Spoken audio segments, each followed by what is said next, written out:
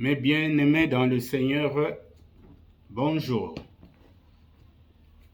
Nous continuons notre série de méditations.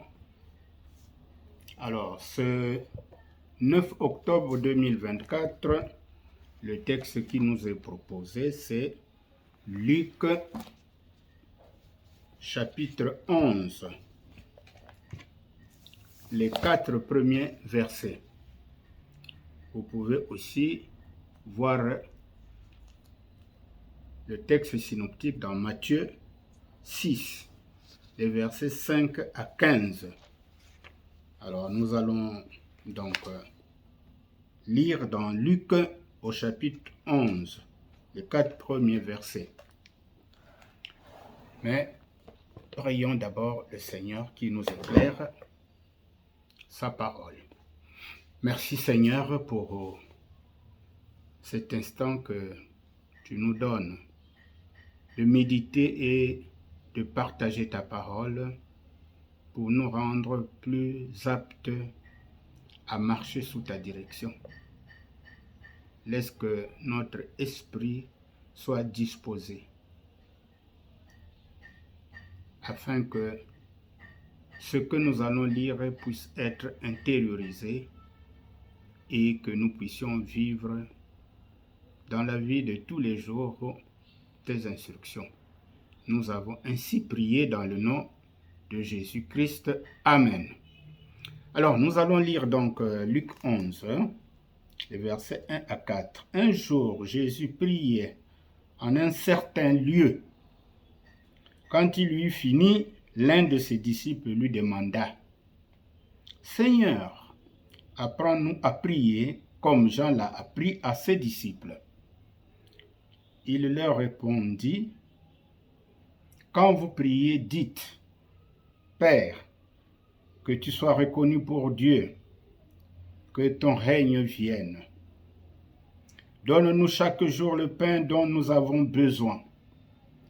Pardonne-nous nos péchés, car nous pardonnons nous-mêmes à ceux qui nous ont des torts envers nous, à ceux qui ont des torts envers nous, et garde-nous de céder à la tentation. »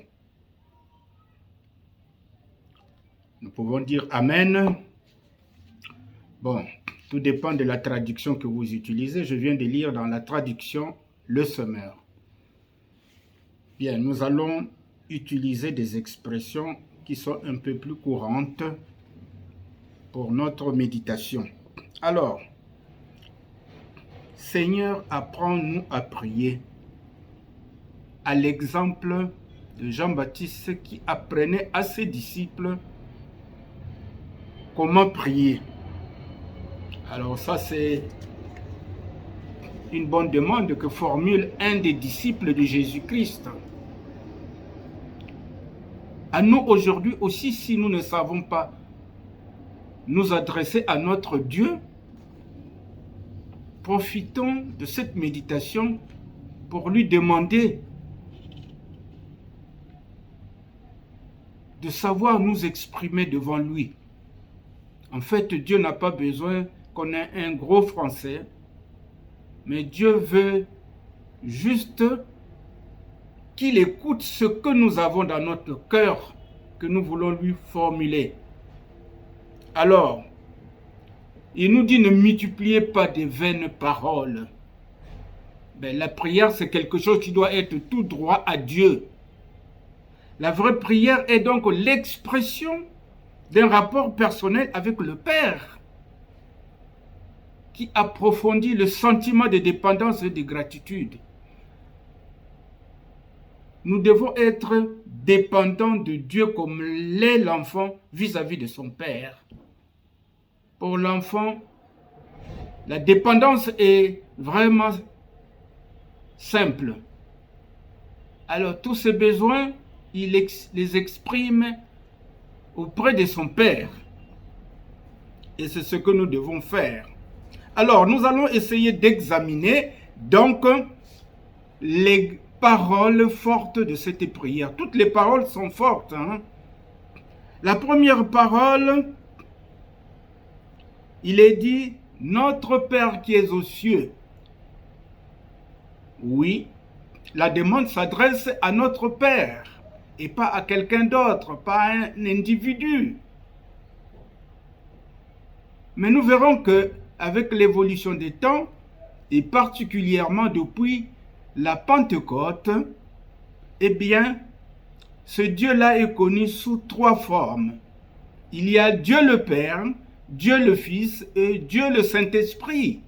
Et rappelez-vous dans Jean 10, 30, où Jésus dit,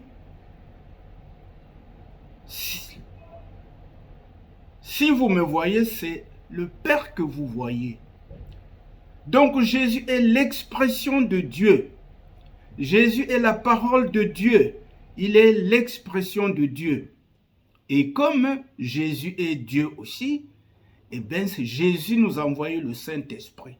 Mais ce Saint-Esprit-là, c'est l'Esprit de Dieu. Donc, dans la Trinité, il y a Dieu le Père, Dieu le Fils et Dieu le Saint-Esprit. Nous devons donc le savoir. Notre Père qui est aux cieux. Donc, notre prière doit s'adresser à Dieu le Père.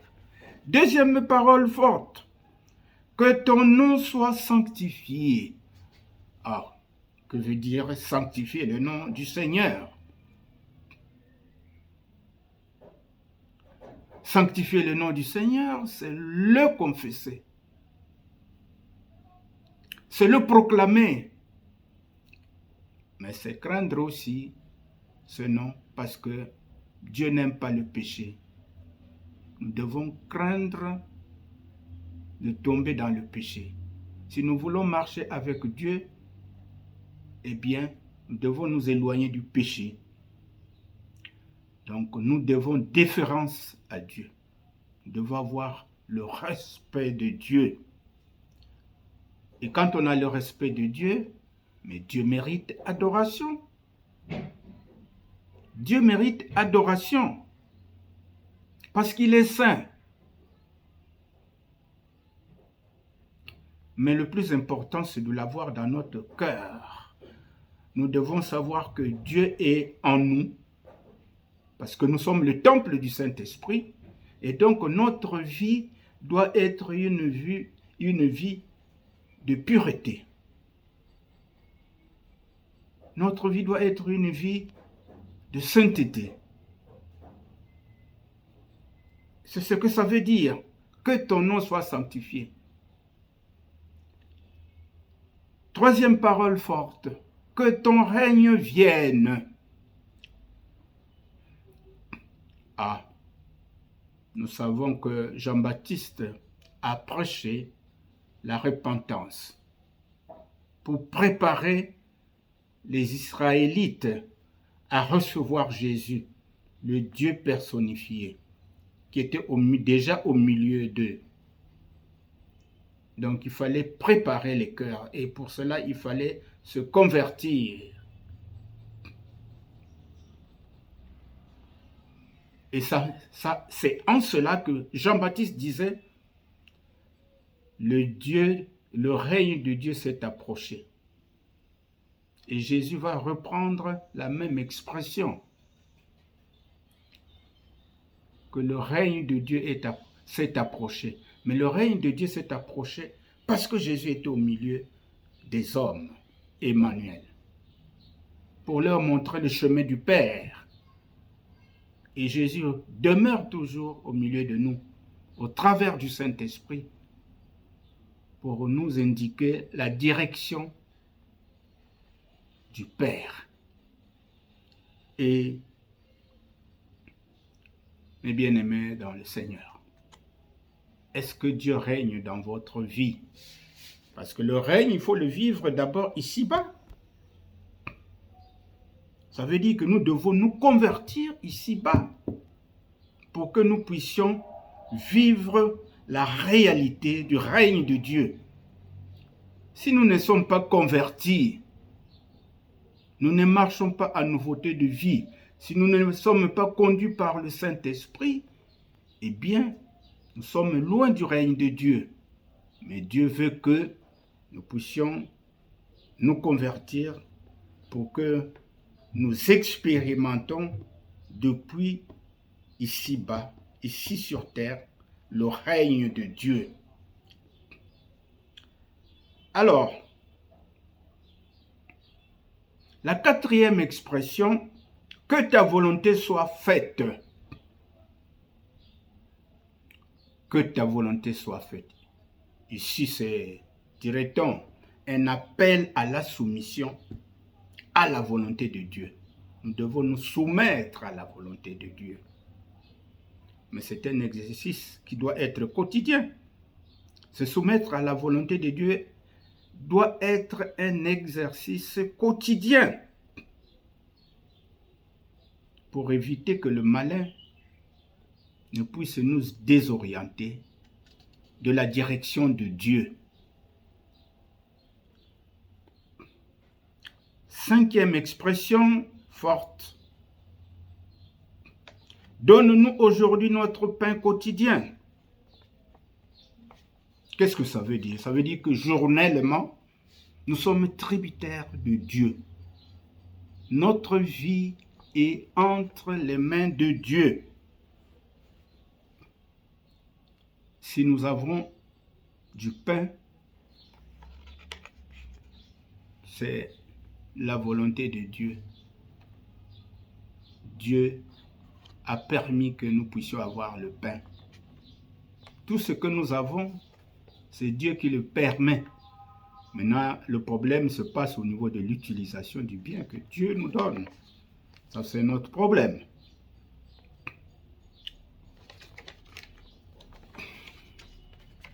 Sixième parole forte. Pardonne-nous nos offenses comme nous pardonnons aussi à ceux qui nous ont offensés. Alors là, c'est pas toujours facile, hein?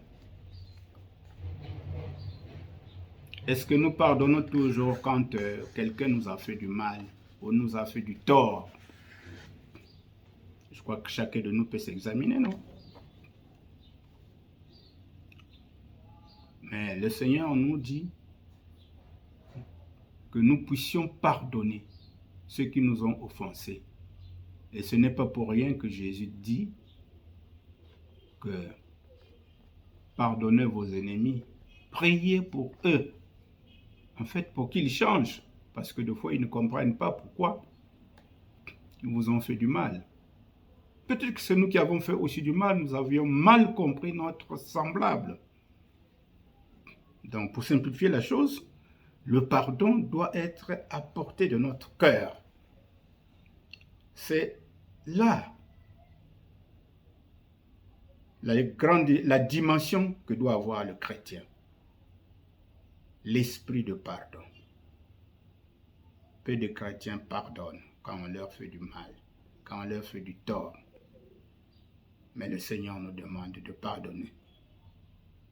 Parce que si nous cessons de pardonner, Dieu aussi va se rétracter. Or, notre marche de tous les jours, c'est un combat. On aura toujours des petits soucis avec nos semblables. Mais Dieu nous demande de pardonner. Même quand nous avons raison, il faut réaliser le pardon dans son cœur. Au besoin, aller vers le frère pour lui expliquer que tu m'as fait du mal. S'il ne veut pas accepter sa faute, vous êtes quitte. Vous avez fait au moins votre pas. Son pas, c'est lui avec le Seigneur. Septième parole, enfin, ne nous laisse pas entrer en tentation.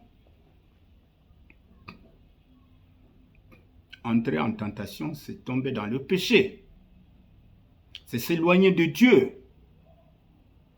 Mais momentanément, quand nous entrons en tentation, on s'éloigne de Dieu pour un temps. Mais attention, il ne faut pas que ça dure. Sinon, le diable qui rôde autour de nous va chercher à nous dévorer. Ne laissons pas prise au diable. Ne laissons pas l'espace au diable pour nous manipuler. Alors, ici, nous allons essayer de faire la différence entre tentation et épreuve. Pour cela, je vous invite à lire 1 Pierre 1, 6 à 7, pour que vous compreniez ce que c'est la tentation, parce que Dieu ne tente personne. Et vous pouvez lire aussi Jacques 1, 13 à 15, pour que vous compreniez ce que c'est l'épreuve.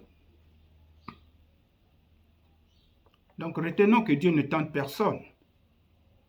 Ça, c'est le domaine du diable. Le diable guette moindre occasion de faiblesse de l'homme pour qu'il l'amène dans le péché. Mais Dieu nous met à l'épreuve. Et ça, il faut lire le premier chapitre de Jacques. Commencez à partir du verset 1 jusqu'à un certain niveau. Vous comprendrez que Dieu ne nous tente pas, mais Dieu nous met à l'épreuve. Pourquoi il nous met à l'épreuve?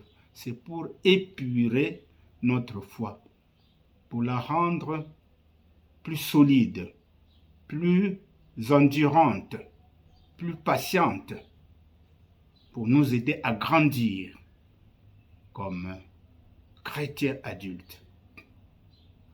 Et croyez-moi que Dieu ne nous abandonne pas. Quand une tentation arrive en tant qu'enfant de Dieu, Dieu est prêt à nous secourir. Vous pouvez lire ça dans 1 Corinthiens 10, verset 13. Dieu ne peut pas nous laisser au-delà de nos forces. Il ne peut pas nous laisser tomber dans les péchés au-delà de nos forces. Souvent, c'est nous-mêmes qui nous disons, ah bon, je vais essayer. C'est pas grave. Bon, la femme là me plaît tellement que je vais essayer. Mais entre-temps, ta conscience te dit que ce que tu es en train de faire, c'est pas bien.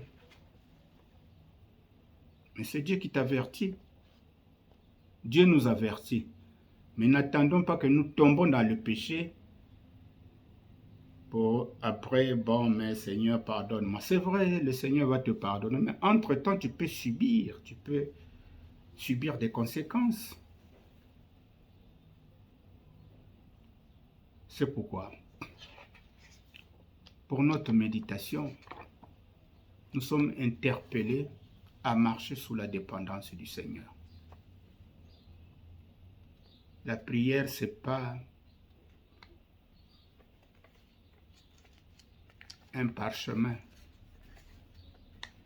Des prières toutes faites où l'on pense que ça va faire ceci ou ça va faire cela. Non. La prière, c'est entrer en contact avec le Seigneur, en intimité avec Dieu, pour lui dire nos problèmes, pour lui dire nos soucis, pour le remercier, pour le louer, pour l'adorer. Tout ça, ce sont des formes de prière, la louange, l'adoration, l'action de grâce, le remercier, lui exprimer notre gratitude pour tout ce qu'il fait pour nous. C'est ça le plus important.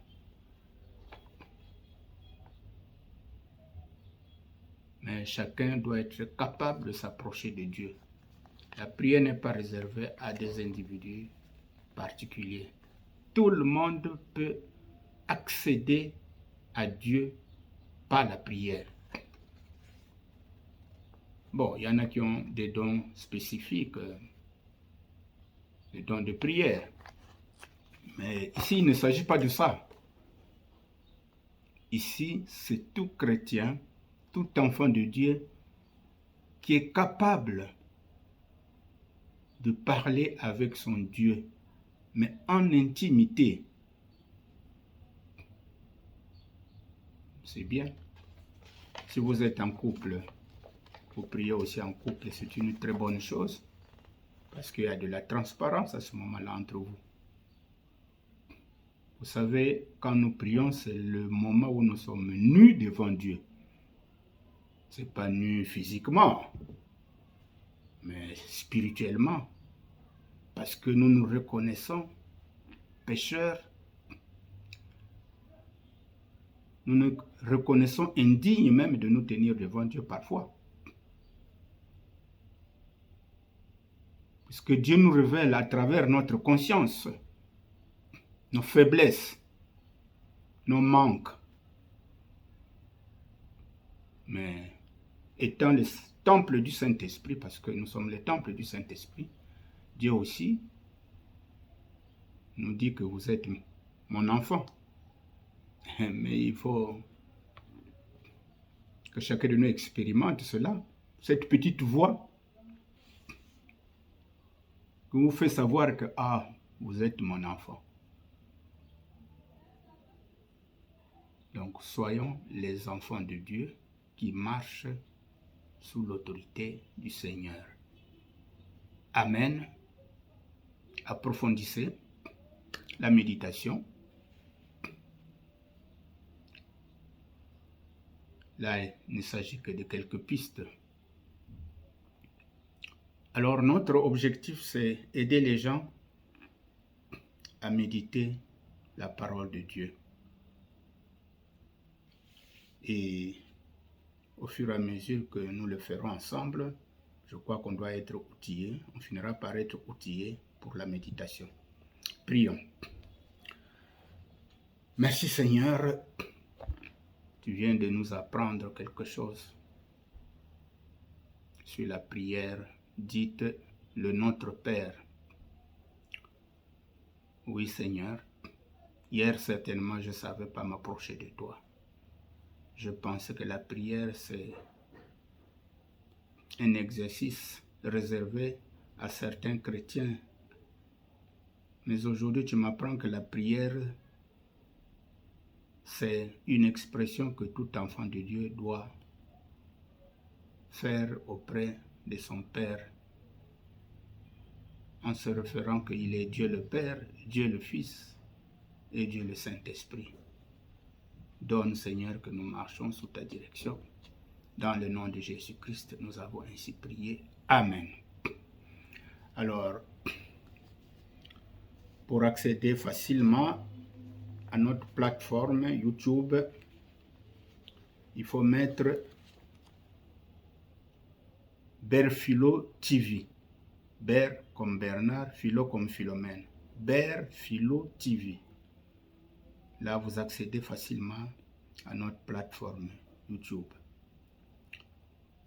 Abonnez-vous pour nous encourager à continuer à méditer avec vous. Likez et partagez.